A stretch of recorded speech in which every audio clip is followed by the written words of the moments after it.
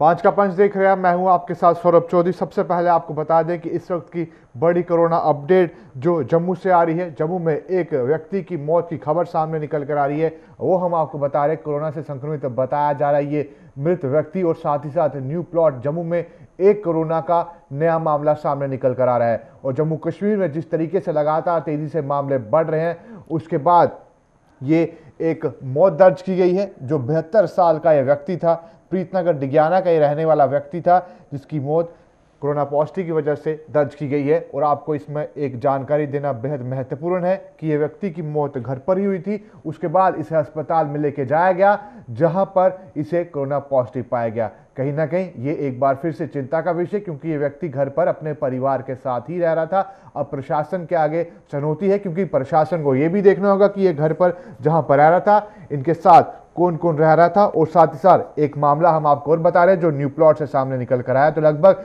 New plot में 2 case हो गए हैं, और जम्मू अगर बात करें बख्शीनगर की, तो लगभग 4 से 5 केस बख्शीनगर में है। विनोद हमारे साथ जुड़ चुके हैं, senior news editor Vinod Kumar. Vinod ji, आपके पास आएंगे पूरी अपडेट के साथ। एक तो सबसे पहले आया कि एक व्यक्ति है जो प्रीतनगर डिग्याना में रहता था, 72 साल का, उसकी मौत, और उसके बाद एक मामला नया न्यू प्लॉट में सामने निकल कर आ रहा है। जी बिल्कुल सौरभ, आपने ठीक कहा है कि एक व्यक्ति प्रीतनगर का निवासी है, 72 साल एज है, उसकी डेथ हुई है। लेकिन ये पता लगाया जा रहा है कि उसके जो पेरेंट्स है, उसके जो परिजन है, वो चाहते हैं कि इसका टेस्ट करवाया जाए, और कुछ लोगों का ये भी मानना है कि वो पॉजिटिव है। दूसरा बड़ी बात यह है कि न्यू प्लाट, आज सुबह ही न्यू प्लाट जो बैरिकेडिंग की गई थी, तारबंदी की गई थी, आज सुबह ही उस तारबंदी को हटाया गया था। और जो पहले सैंपल लिए गए थे उनमें से काफी सारे सैंपल नेगेटिव आए। लेकिन देर शाम तक, अब जैसे अभी थोड़ी देर पहले पता चल रहा है कि एक और जो है पॉजिटिव मामला आया है, जिसके चलते दोबारा से उसको तारबंदी कर दी गई है और सख्ती की जा रही है। शहर के बीचों बीच in the heart of city इस तरह के मामले बढ़ना ये चिंता का विषय है। और मुझे लगता है कि आगे भी हमें सतर्कता बरतने की जरूरत है। जो भी डायरेक्टली इनडायरेक्टली इन लोगों के संपर्क में आता है, उसको अपनी निशानदेही खुद करनी चाहिए, और खुद ही सरकार को बता देना चाहिए कि मैं फला फला व्यक्ति से मिला हूं, वो किसी तरीके से पॉजिटिव है और इस तरीके से मेरी मुलाकात हुई। जी विनोद जी, यहाँ पर आप जिक्र करते हैं कि सेंटर ऑफ द सिटी है जहाँ पर ये मामले सामने निकल कर आ रहे हैं। अगर बख्शीनगर की बात करें, वो भी सिटी में ही है, वहाँ पर ये न्यू प्लॉट है, वहाँ पर भी पूरा सिटी का इलाका है, जम्मू की सिटी का इलाका पूरा, और साथ साथ तंग गलियाँ भी है। वहाँ पर लोग अक्सर देखा जाता है कि शाम के वक्त वहाँ पर चहलगर्मी रहती ही है, लोग बाहर भी निकलते हैं। उसके बाद कहीं ना कहीं एक चिंता का विषय ये भी है, जिस तरीके से लोग बाहर निकल रहे हैं, और एक मामला भी सामने निकल कर आ रहा है। और लोगों को समझना होगा कितना ज़रूरी है इस वक्त एहतियात बरतना उन इलाकों में जहां पर पूरे तरीके से पाबंदियां लगाई गई हैं। देखिए सौरभ, आपने ठीक कहा, पॉपुलेटेड एरियाज हैं जो शहर के बीचों बीच में होते हैं, वो घनी आबादी वाले एरियाज होते हैं। और जो अभी कहा जा रहा है कि जो पॉजिटिव मामला आया है, वो उस महिला के बिल्कुल सामने वाला घर है जिसमें ये पॉजिटिव मामला आया है। तो कहीं ना कहीं हर एक व्यक्ति को सोच विचार करना चाहिए, आत्ममंथन करना चाहिए, आत्मचिंतन करना चाहिए कि हमें कहीं ना कहीं सतर्कता बरतनी चाहिए। और इस सतर्कता बरतने की जरूरत आगे आने वाले लॉकडाउन 4 में और ज्यादा हो जाएगी, क्योंकि हमें आर्थिक गतिविधियों को भी बढ़ावा देना है जो पूरी तरह से स्टैंड स्टिल है। अपनी आर्थिक मंदी हम पर हावी ना हो, इसलिए लॉकडाउन में मुझे लगता है कि सरकार कुछ जो एक्टिविटीज हैं, जो इंडस्ट्रियल एक्टिविटीज हैं, या फिर ट्रेड की एक्टिविटीज हैं, या फिर फार्मिंग की एक्टिविटीज को शुरू करेगी।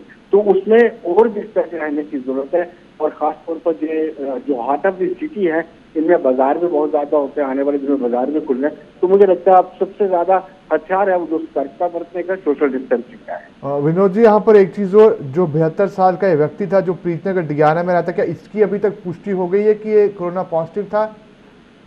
तो कुछ लोग, देखिए अभी आधिकारिक पुष्टि ये शाम को जब हमारा नेशनल हेल्थ मिशन का बुलेटिन आता है उसमें ये डिटेल दी जाती है, और सोर्सेज जराया जो है वो बता रहे हैं कि इसकी पुष्टि हुई है, पॉजिटिव है, सारे सिम्टम्स तो पॉजिटिव होते हैं।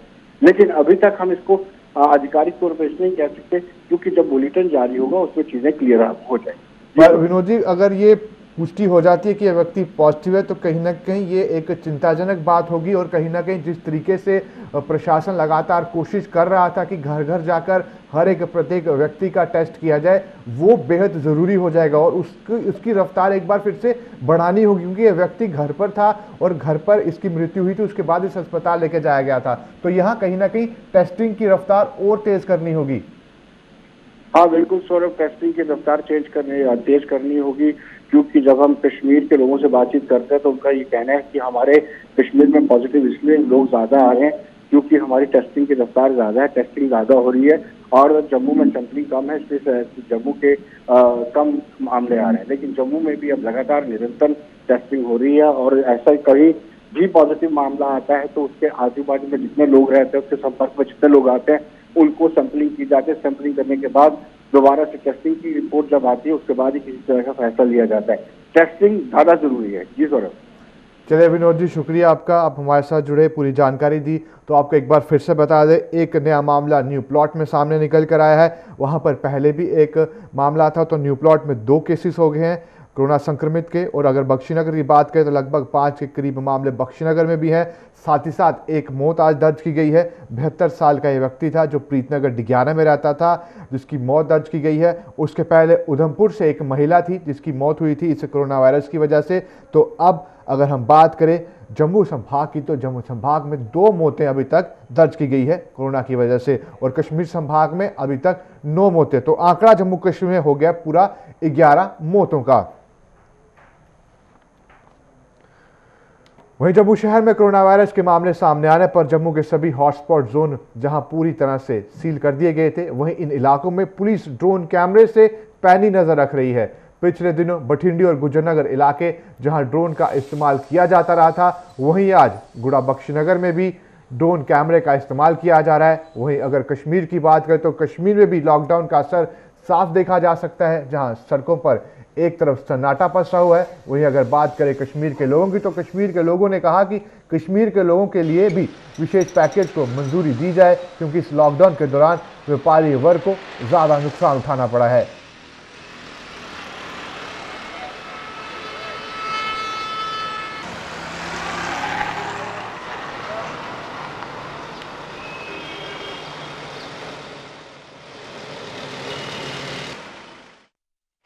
ये जो कल हिंदुस्तान के प्राइम मिनिस्टर मिस्टर मोदी ने कहा कि मैं पैकेज दे रहा हूँ, लेकिन उनको ये भी देखना है कि ग्राउंड लेवल पे ये पैकेज कहाँ तक जा रहा है। अभी तक हमने जो तीसरा मरहला यहाँ पर लॉकडाउन का निभाया है, गवर्नमेंट से मिलके, एडमिनिस्ट्रेशन से मिलके, अपने लिए, लोगों के लिए, उसके बावजूद भी हमें ग्राउंड लेवल पे कहीं पे कुछ दिखाई नहीं दिया। कुछ चंद पैकेज देकर लोगों के घरों में या किसी भी तरीके से बैग चावल वावल पहुंचाकर उससे कश्मीर का या किसी का भी मसला हल नहीं होगा। क्या खाली चावल खाने से, खाली बाकी अखराजातों से कश्मीर में या भारत की मैं बात करता हूं, नहीं मसले हल होंगे। जहां पर बीमारी है, लोग बीमार है, घरों में बीमारदारियां चल रही है, उनकी दवाइयों के लिए देखना है, उनको देखना है कि उनके किस चीज़ से उनका ये अजाब। चलिए बात करते हैं जम्मू कश्मीर के सांबा की, क्योंकि जम्मू कश्मीर के सांबा में कल 4 नए मामले सामने आए थे, जिसके बाद आज रामगढ़ और बड़ी ब्राह्मणा को कंटेनमेंट जोन घोषित कर दिया। दरअसल सांबा जिला में मंगलवार को 4 लोग कोरोना वायरस से संक्रमित पाए गए, जिनमें एक गर्भवती महिला भी शामिल है। 2 मरीज बड़ी ब्राह्मणा, जबकि 2 अन्य रामगढ़ क्षेत्र के हैं। जेडा नंदपुर और कोटरी नंदपुर के लोग हैं, और चारों को पुलिस और स्वास्थ्य विभाग की मदद से सिटी अस्पताल जम्मू ले जाया गया। गर्भवती महिला की ट्रैवल हिस्ट्री विजयपुर बताई जा रही है। वहीं बड़ी ब्राह्मणा और रामगढ़ क्षेत्र में कोरोना संक्रमित मरीजों के सामने आते ही पुलिस ने उनके मोहल्लों और गाँवों में आवाजाही पर रोक लगाने के लिए पहरा कड़ा कर दिया है और इलाके को पूरी तरह से सील कर दिया गया है, जिसकी पूरी जानकारी दे रहे हैं हमारे संवाददाता ऋषि खजूरिया जम्मू कश्मीर के सांबा से। सांबा जिला से आज का नया अपडेट सामने आ रहा है। आपको बता दें कि जिस तरह से कल सांबा जिला में 4 कोरोना वायरस के मामले पॉजिटिव आए थे, तो जिसमें 2 मामले रामगढ़ सब सेक्टर के थे और 2 मामले बड़ी ब्राह्मणा इलाके के थे। तो आज जिला प्रशासन सांबा ने एहतियात बरतते हुए रामगढ़ इलाके के गांव जेरड़ा और कोटली नंदपुर को कंटेनमेंट जोन घोषित कर दिया है और उसी के साथ साथ बड़ी ब्राह्मणा टाउन और बड़ी ब्राह्मणा के करथोली इलाके को भी कंटेनमेंट जोन घोषित कर दिया है और इन इलाकों को पूरी तरह से सील करके कॉर्डन कर दिया गया है और यहाँ पर अब ना ही कोई बाहर का व्यक्ति इन इलाकों में जा सकता है और ना ही इन इलाकों को कोई व्यक्ति बाहर आ सकता है। प्रशासन ने पूरी तरह से एहतियात बरतना शुरू कर दिया है और अब इन इलाकों पे पूरी तरह से जो वो नजर रखी गई है प्रशासन द्वारा कि कोई भी फालतू मूवमेंट जो वो इन इलाकों में अब नहीं हो सकती। उसी के चलते प्रशासन की बात करें तो प्रशासन ने यहाँ इन इलाकों में लोगों को एसेंशियल सर्विसेज को लेकर कोई कमी ना आए उसके लिए टीमें भी तैयार कर ली हैं जो एसेंशियल सर्विसेज लेके इन इलाकों में जाएंगी और एसेंशियल सर्विसेज डिस्ट्रीब्यूट करेंगी, क्योंकि कहीं ना कहीं ये एक अलार्मिंग सिचुएशन जो है वो सांबा जिला के लोगों के लिए भी बनी है और प्रशासन के लिए भी एक बड़ा चैलेंज बना है, क्योंकि एकदम से 4 केसेस पॉजिटिव आना ये कहीं ना कहीं एक चिंता का विषय जो है वो प्रशासन के लिए भी बन चुका है। उसी को ध्यान में रखते हुए ये एहतियात अब जिला प्रशासन सांबा ने बरती है कि इन पूरे इलाकों को सील कर दिया है और कंटेनमेंट जोन घोषित कर दिया है और ऑलरेडी सांबा जिला रेड जोन में था और अब ड्रोन कैमरास के जरिए भी यहां इन इलाकों में नजर रखी जाएगी। पूरा यहां पर देखा जाएगा कि कोई फालतू मूवमेंट तो लोगों की यहां पर नहीं है। उसी के साथ साथ अब पूरे इलाकों को कल से ही सैनिटाइज जो है वो किया जा रहा है ताकि जो ये वायरस है आगे तेजी से ना फैले और जो अगर कोई इन्फेक्शन यहां पर होगी तो वो भी दूर हो जाए। उसी के चलते जिन जिन घरों से ये पॉजिटिव मामले सामने आए थे इन बड़ी ब्राह्मणा और रामगढ़ इलाकों से, तो उनके घरों को भी सैनिटाइज किया गया है और उनके घरों के आसपास के जितने भी घर हैं इलाके हैं उनको भी सैनिटाइज किया जा रहा है। तो ये अभी तक का है अपडेट जिला सांबा से कि रामगढ़ सब सेक्टर और बड़ी ब्राह्मणा के ये जो इलाके हैं जहां पर ये पॉजिटिव मामले सामने आए थे तो इन इलाकों को कंटेनमेंट जोन घोषित किया है प्रशासन ने और इलाकों को पूरी तरह से कॉर्डन कर दिया गया है। तो फिलहाल के लिए ऋषि गजूरिया, गुलिस्तान न्यूज के लिए। वहीं दिल्ली में फंसे प्रवासी मजदूरों के लिए स्पेशल श्रमिक ट्रेनें चलाई जा रही हैं। वहीं स्टूडेंट समेत दूसरे लोगों को भी अब प्राइवेट बसों के जरिए उनके राज्यों में भेजा जा रहा है। दिल्ली से लेह लद्दाख, करगिल, जम्मू के लिए ये बसें चलाई जा रही हैं। अभी तक अगर बात करें लद्दाख के लिए सबसे ज़्यादा 36 बसें चलाई जा चुकी हैं। जैसे जैसे लद्दाख प्रशासन से दिल्ली से भेजे जाने वाले लिस्ट को मंजूरी मिलती है तो बस ऑपरेटर्स को पास इशू कर दिया जाता है। जांच के बाद मेडिकल सर्टिफिकेट के आधार पर ही स्टूडेंट्स और बाकी लोगों को जाने की इजाज़त दी जाती है। और दिल्ली और पंजाब, हरियाणा से छात्रों को, लोगों को जो सिलसिला लाने का वो लगातार जारी है। ज़्यादातर यूपी, बिहार समेत कोटा में रह रहे स्टूडेंट्स को वापस लाया जा रहा है। वहीं छात्र मांग कर रहे हैं कि नॉर्थ ईस्ट के राज्यों में जो लद्दाख के लोग रह रहे हैं, जिस तरीके से लेह में जो बच्चे थे, लेह के रहने वाले, करगिल के रहने वाले, ये लोग बाहरी राज्यों में हैं, नॉर्थ ईस्ट में भी हैं, इन लोगों को भी जल्द से जल्द वापस लाए। ये लोग भी अपील कर रहे हैं प्रशासन से कि इन्हें भी वापस उसी तरीके से लाया जाए जैसे बाकी लोगों को लाया जा रहा है, क्योंकि काफ़ी देर से ये लोग वहाँ पर फंसे हुए हैं। वहीं ईरान से लोगों को लाया जाने की भी अपील लोग कर रहे हैं, क्योंकि ईरान में भी अभी भी ऐसे लोग हैं जो वहाँ पर फंसे हुए हैं। आधे लोगों को लाया गया था, राजस्थान कोटा में रखा गया था, क्वारंटाइन पीरियड उनका पूरा हुआ, उसके बाद उन्हें लद्दाख भेज भी दिया गया। और अभी भी कुछ ऐसे लोग हैं जो ईरान में फंसे हुए हैं और नॉर्थ ईस्ट में बच्चे भी फंसे हुए हैं। उनको लाने की प्रक्रिया किस प्रकार चल रही है और वो गुहार लगातार लगा रहे हैं और इसी पर ज़्यादा जानकारी दे रहे हैं हमारे संवाददाता लद्दाख से, वो आप देखिए।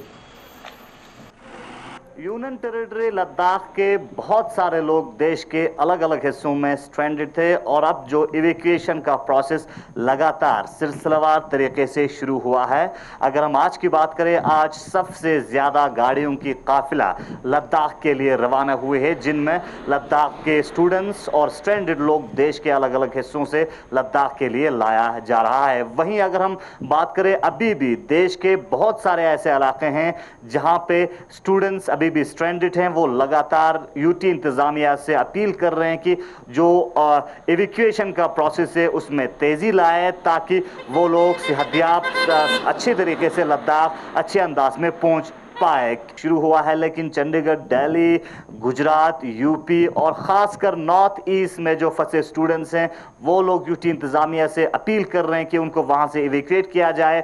एक प्रेस रिलीज के माध्यम से उन्होंने यूटी एडमिनिस्ट्रेशन को लिखा है कि वहां पे नॉर्थ ईस्ट में जो फंसे स्टूडेंट्स हैं उनके लिए इवैक्यूएशन के लिहाज से कोई जो फैसिलिटीज मुहैया नहीं की है। इस हवाले से वहां पर रह रहे जो स्टूडेंट्स हैं वो काफी परेशान है और यूटी इंतजामिया से अपील कर रहे हैं कि उनके लिए भी नोडल ऑफिसर तैनात करें और उन्हें भी बाकी हिस्सों से ला रहे स्टूडेंट्स की तरह उनको भी लद्दाख वापस लाया जाए। साथ साथ अगर हम मुंबई की बात करें, मुंबई में भी लद्दाख के बहुत सारे स्टूडेंट्स हैं, लोग हैं स्ट्रैंडेड, वो लोग भी यूटी इंतजामिया से अपील कर रहे हैं कि मुंबई से भी उनको लद्दाख के लिए लद्दाख वापस लाया जाए। वो लोग अपील कर रहे हैं कि यूटी इंतजामिया से जो ट्रेन टिकट हैं उनको ट्रेन टिकट फराहम की जाए। साथ साथ हम आपको बताते चले, इस वक्त लद्दाख के 300 से ज्यादा जायर ईरान में फंसे हुए हैं।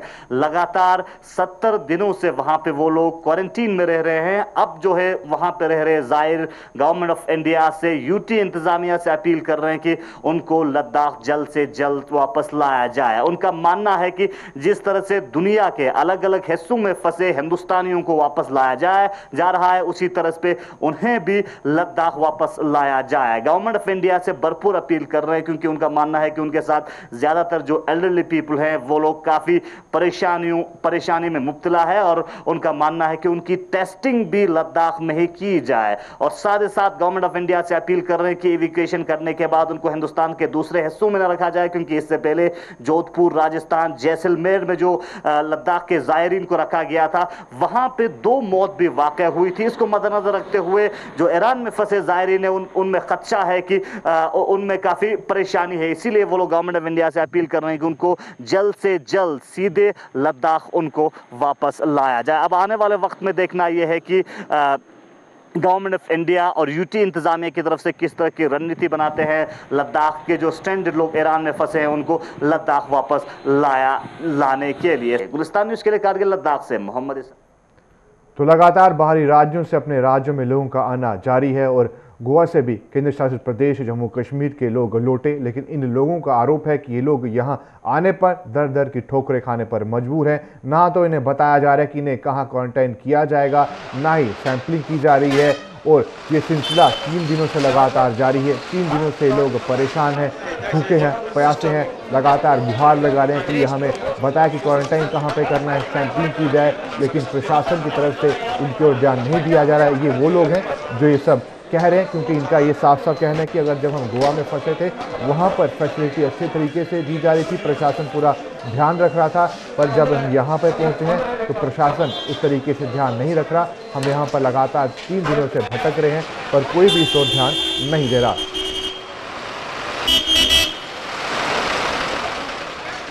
गोवा से आए, नॉर्थ गोवा से, जो कि ग्रीन जोन है। वहाँ की एडमिनिस्ट्रेशन ने बहुत हेल्प किया, वहाँ की पुलिस, वहाँ की मेडिकल स्टाफ, लेकिन यहाँ देखा यहाँ कोई कुछ भी नहीं था, यहाँ कुछ भी नहीं था। ना पुलिस बोलते हमको भी पता नहीं, एडमिशन बोलते हमको भी पता नहीं। वहाँ से जब लिस्ट निकली, जब हम यहाँ पहुँचा, जम्मू पहुँचा, वहाँ से भी हमको टेस्ट किया गया, वहाँ से भी आगे भेजे। यहाँ ये लोग क्यों बोलते हैं कि हमको पता ही नहीं है कुछ, और होटलों का बंदोबस्त नहीं है, कुछ नहीं है। अगर क्वारंटीन जाना है हम लोग तैयार है। नहीं, कल शाम से कुछ नहीं खाया है। जो भी खाना हमको दिया गया वो सुबह पकाया था और रात को 9 साढ़े 9 बजे दिया है। जो हम एक्सपेक्ट अपने गवर्नमेंट से कर रहे हैं वो हमको कुछ नहीं मिला। We thank always to Goa government, they been very kind to us. मैं डॉक्टर मनमीत बोल रहा हूँ, nodal officer administrative quarantine Srinagar, और मैं इस वक्त पूरा एग्जैक्ट टीआरसी में खड़ा हुआ हूँ। हमारी जो डॉक्टरों की टीम लगी हुई है ये पूरे इनको स्क्रीनिंग कर रही है। रात को 12 बजे से गाड़ियाँ आनी शुरू हो गई थी, जो कि अभी हमारे पास लगभग 535 लोगों का स्क्रीनिंग हो चुका है और उसके बाद कुछ लोगों की टेस्टिंग ऑन स्पॉट यहीं पे हुई गई है। और उसके बगैर जो हमारे जो और पर्सन बच रहे हैं उनको हम एडमिनिस्ट्रेटिव क्वारंटाइन में डालने के बाद उनकी कल सैंपलिंग की जाएगी, या अभी चल रही है सैंपलिंग। उसके बाद जब इनका कोविड-19 का जो भी रिजल्ट आएगा उसके हिसाब से उनको छोड़ा जाएगा। रही बात अभी हमारी स्क्रीनिंग चल रही है, अभी पता नहीं कितने लोग आ रहे हैं, और भी बसें आ रही हैं, चल रही हैं बसें, तो हमारी अभी स्क्रीनिंग पूरी कंप्लीट चल रही है। वहीं जम्मू कश्मीर के बड़गाम में एक नागरिक के बिना इजाज़त और चेकिंग के दौरान अपने वाहन से 2 नाकों को पार करने की कोशिश की गई। इसमें नाके पर तैनात सीआरपीएफ जवानों ने उसे रोकने का प्रयास किया, लेकिन वह नहीं रुका। इसके बाद उन्हें हवा में गोली चलानी पड़ी और इस दौरान गोली लगने से व्यक्ति घायल हो गया। इसके बाद इसे SHMS अस्पताल श्रीनगर में ले जाया गया, जहां डॉक्टरों ने उसे मृत घोषित कर दिया। घटना नरबल कवोसा इलाके की है और घटना के बाद से स्थानीय लोगों ने इस घटना पर दुख जताया और कुछ लोगों ने प्रदर्शन भी किया। पर जहां पर ये प्रदर्शन हुआ वहां पर तस्वीरें कुछ अलग सामने निकल कर आई। तस्वीरें अच्छी नहीं थी, क्योंकि जिस तरीके से ये पूरा हादसा हुआ, कहीं ना कहीं ये हादसा दुखद भी है, दर्दनाक भी है, और ये हादसा नहीं होना चाहिए था। इसकी हम कड़ी निंदा भी करते हैं, और लगातार जिस तरीके से आपको बता दें, इस पर कार्रवाई करने के लिए डीसी बडगाम ने भी बता दिया कि इस पर कार्रवाई की जाएगी, और जो भी दोषी है उस पर कहीं ना कहीं इस पर सामने निकल कर आएगा, इन्वेस्टिगेशन पूरी की जाएगी। पर यहाँ पर जो तस्वीरें सामने निकल कर आए कि एक साथ इतने लोग खड़े हुए हैं, वहाँ पर दुख भी जता रहे हैं और साथ ही साथ नारेबाजी भी कर रहे हैं, वो कहीं ना कहीं अच्छा नहीं था। जिस तरीके से अगर आप अंदाज़ा लगाइए कि एक व्यक्ति भी, एक यहाँ पर महिला भी कोरोना संक्रमित होती है, तो पूरा गांव यहाँ पर, पूरा इलाका पूरे तरीके से तबाह हो सकता है, क्योंकि काफ़ी तादाद में यहाँ पर लोग मौजूद हैं। और जिस तरीके से कश्मीर घाटी के हालात हैं वहाँ पर, पूरे के पूरे इलाके रेड जोन में घोषित हैं। उसके बाद मामले लगातार वहाँ से निकल के आते जा रहे हैं। उसके बाद अगर एक यहाँ पर व्यक्ति या महिला भी कोरोना पॉजिटिव पाई जाती है तो ये मामला काफ़ी गंभीर हो सकता है। इसलिए हमारी आपसे एक बार फिर से अपील है, आप जो ये दुख की घड़ी ज़रूर है, ये दुख की घड़ी है, हम भी इसकी निंदा करते हैं काफ़ी। जो ये विषय है, जिस तरीके से ये हादसा हुआ है, इस पर कार्रवाई की जाएगी, ये प्रशासन ने कह दिया। डीसी बडगाम ने इसके लिए ऑर्डर भी निकाल दिए। पर इस तरीके से रोष जताना बिल्कुल सही नहीं है। और उस दौरान जब कश्मीर में हालात इस तरीके से तनावपूर्ण है कि लगातार मामले सामने निकल कर आते जा रहे हैं, उसके बीच में ये तस्वीरें बिल्कुल भी अच्छी नहीं हैं।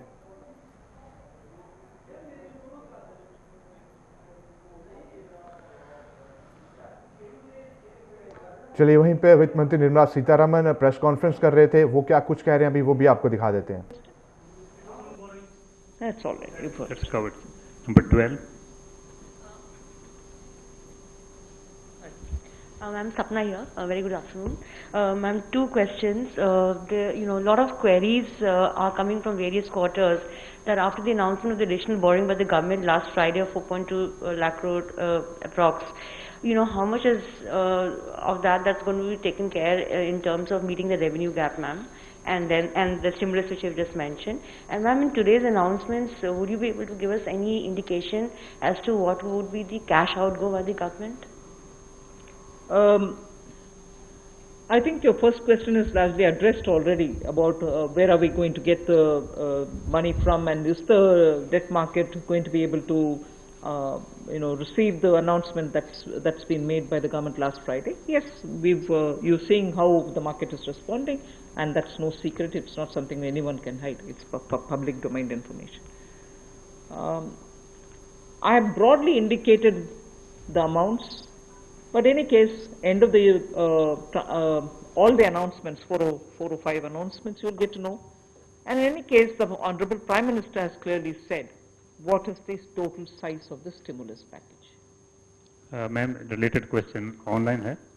Does the package announced by the Prime Minister yesterday is a standalone one, or it is inclusive of earlier package of 1.7 lakh crore?